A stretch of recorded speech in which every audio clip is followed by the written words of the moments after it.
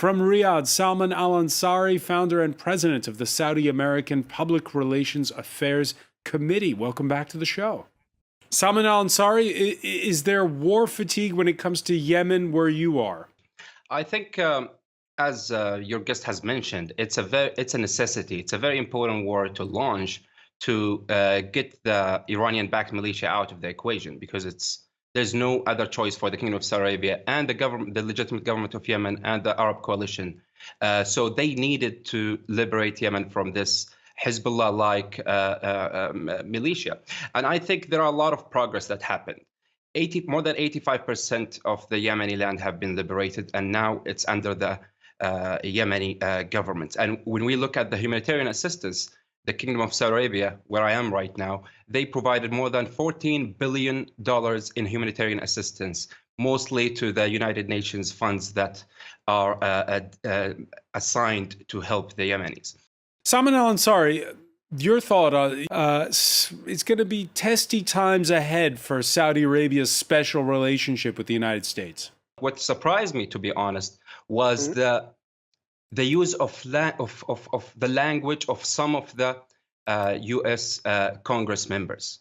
That was not acceptable at all. The moment you want to convince the Saudis that the leadership of Saudi Arabia is something and the Saudi Arabia is something else, this is a big mistake you should not commit at all.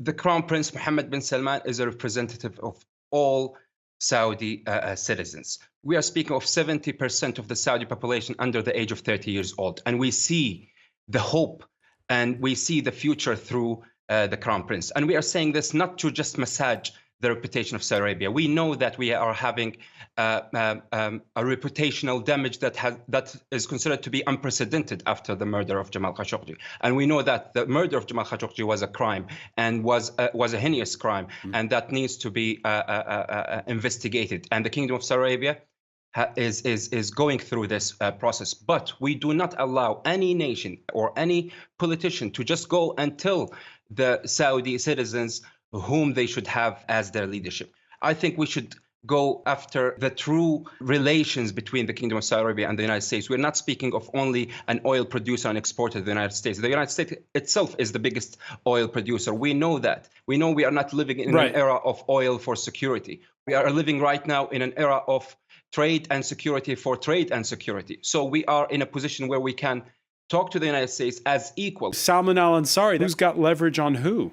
I think everyone is trying to have a win-win kind of policy with regards to oil policy. Saudi Arabia was clear about meeting the demands. It's just the game of the supply and demand, etc. We have to look at what happened 6 months ago when the Kingdom of Saudi Arabia and OPEC members decided to increase the production so the price would not go to 100. And we didn't get a lot of clapping for that. And right now, what we want to do is just to get to have a balanced kind of price, because as your guest has mentioned, it's almost not fair for the Kingdom of Saudi Arabia to have a price of oil that is like around 60s, because at least I think the fair price for the kingdom is 75 to 85.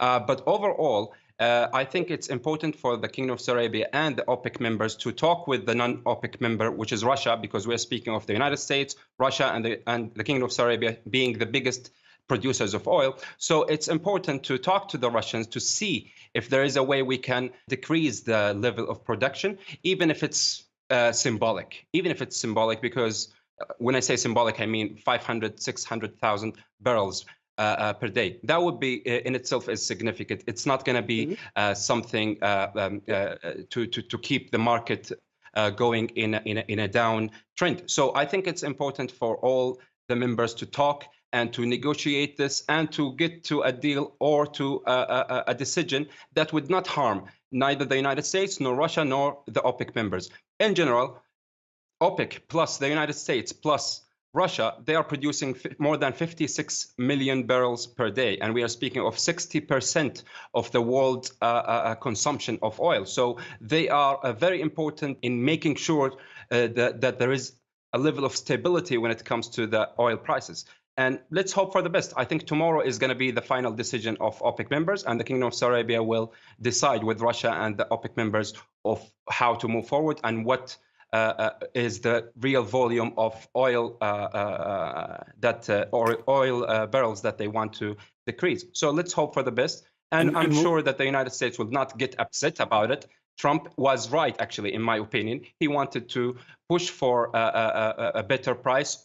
When I mean a better price, I mean lower prices because of the short-term benefits of the U.S. economy. It's understandable, but we have to understand that a fair oil price is even good for the United States. If it's around 70 to 80, I think it's going to be better for the United States in the medium and long run.